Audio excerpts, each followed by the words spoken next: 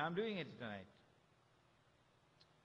This brainwashing of our Muslim women, where has it come from? It has come from that Christian Jewish world, the white world that is ruling the world today. Wherever the Christian Jewish world has not been able to influence our people and brainwash our people, our women don't behave like that. If you go to Afghanistan and see the Muslim women in Afghanistan. Go to many parts of Africa which have not as yet been touched by the white world order.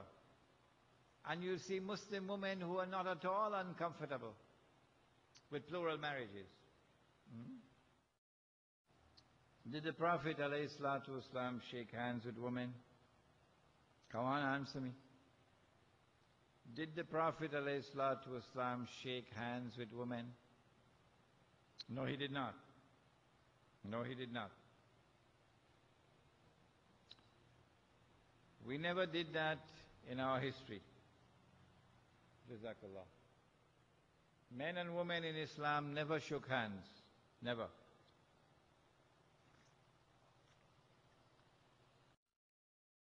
Today, men and women in Islam are shaking hands. In Trinidad, they're worse than that. They're kissing. All over the place, they're kissing.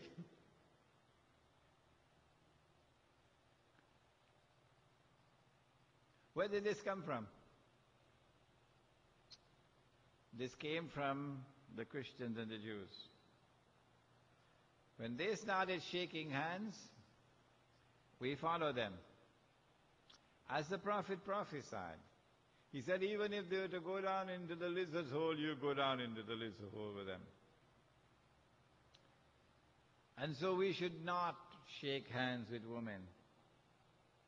Yes, they're going to feel offended, but it's better that they be offended than you'll all be offended. Allah put a beard on the face of the male. Did he? Yeah, I think he did it. Would you agree with me? That Allah put a beard on the face of the male? How are you so quiet? Why did he put a beard on the face of the male? So you can distinguish the male from the female from a distance, without having to look to any other part of the body. And men always wore their beards. Always.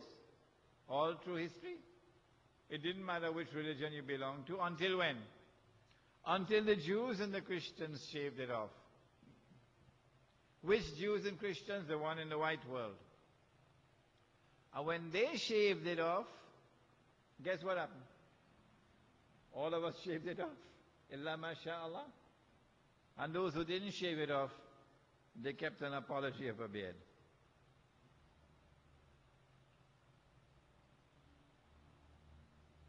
The Prophet ﷺ followed instructions given by Allah subhanahu wa ta'ala, permitting women to pray in the masjid. He said, do not prevent your woman from coming to the masjid.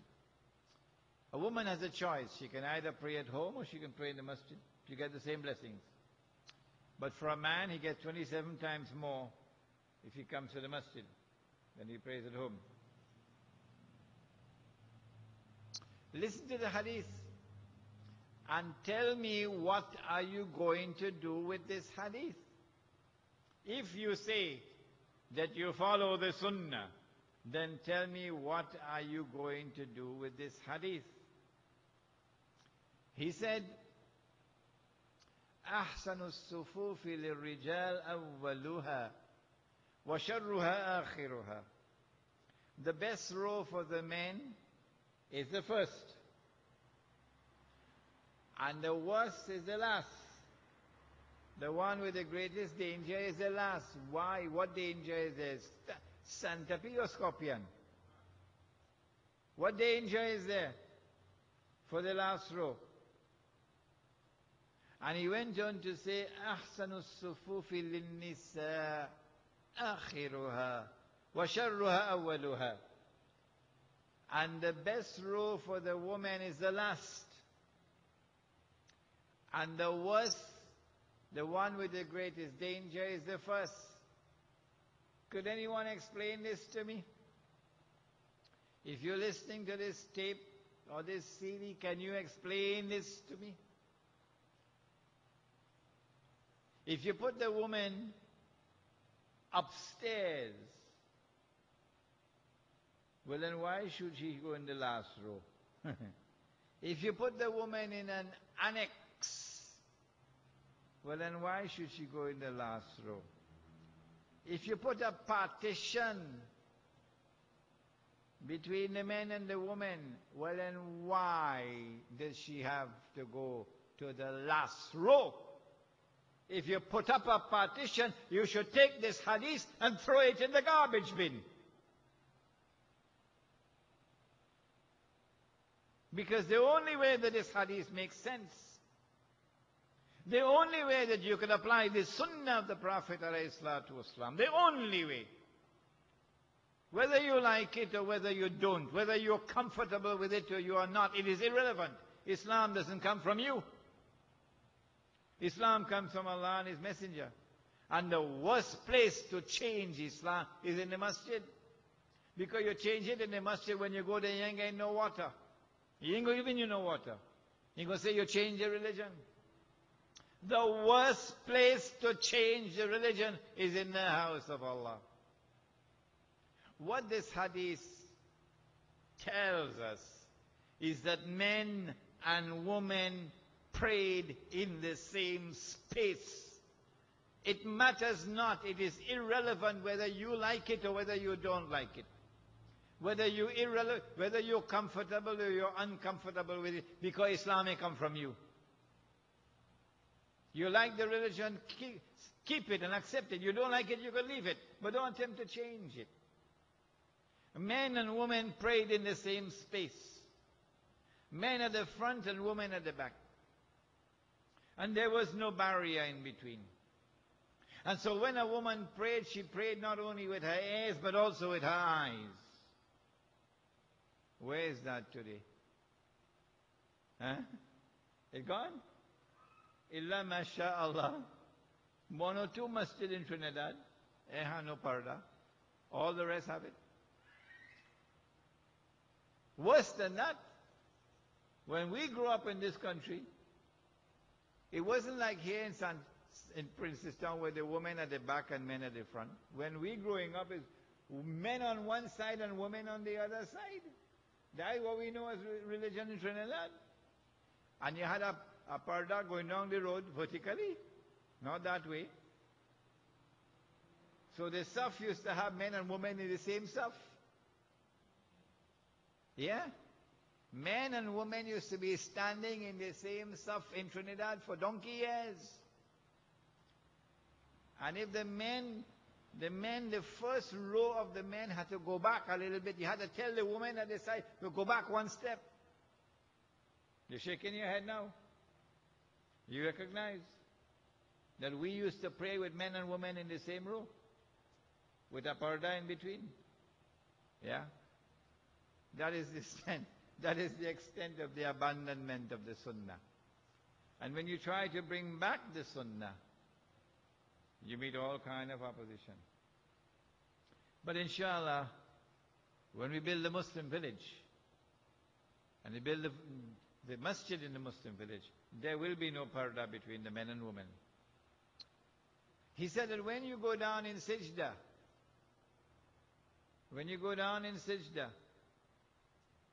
and the Imam says Allahu Akbar to come up from sajda, the women must keep their heads down for some time to allow the men to sit up, and then the women must raise their head.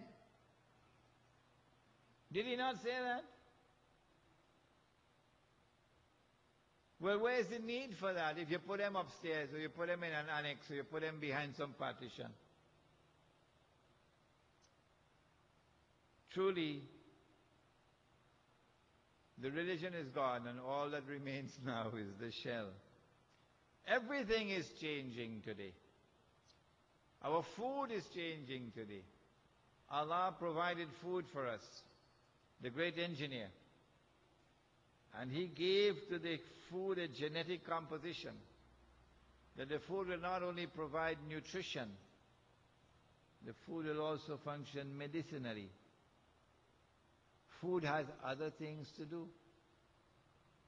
It is the food that you eat, the food that you eat that will affect the semen that a man produces. He said that the time will come when one man will have to maintain how many women? Somebody help me? 50 women. One man will have to maintain 50 women. That's coming up. What that implies is that there's going to be a dramatic decline in baby boys being born. That has already started in some parts of the world. Singapore, for example. I have visited Singapore so many times. I have so many students in Singapore. But the enormous number of girls and women who approach me and my wife, Maulana, can you help me? I want to get married. Can you help me? I want to get married. Can't get a husband. You have faced that situation here in Trinidad yet, you know. You should go to Singapore and see it. The proportion of women to men is now so great that it's a problem out there. What is it that's going to cause this alarming decline in baby boys being born? I believe that it will be something connected with the food that we eat that will affect sperm production. I believe that when you change the genetic composition of food, you alter that capacity of food to do other things besides provide nutrition. And that is what we're doing today, eating the genetically modified food. Finally, because I do not want to continue indefinitely, finally, we have followed the Jews and Christians in the most disastrous of all, down into the lizard's hole. The Prophet ﷺ warned of an age that will come. He said, when time will move swiftly, a whole year will pass like a month, and a month like a week, and a week like a day, etc. And then when he was asked, why will there be this perception of time moving faster and faster? And his reply was that instead of the zikr of Allah being in the heart, the dunya will be in the heart. When the dunya takes control of the heart, then we believe that this is the only world. We live for this world.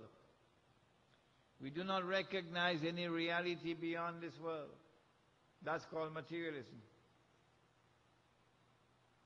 That materialism has today come to the world from the Christians and the Jews. And it has swept all of mankind, illa masha'Allah. What is the price that we pay when we embrace materialism? When we forget Allah and the dunya takes control of the heart. When the fear of Allah no longer resides in the heart. You're afraid of the policeman, but you're afraid of Allah. I'll tell you what is the price that we'll pay. The heart becomes dead. The heart can no longer see. It can no longer hear. It can no longer understand. Knowledge now comes from only external sources. Knowledge does not come from internal sources.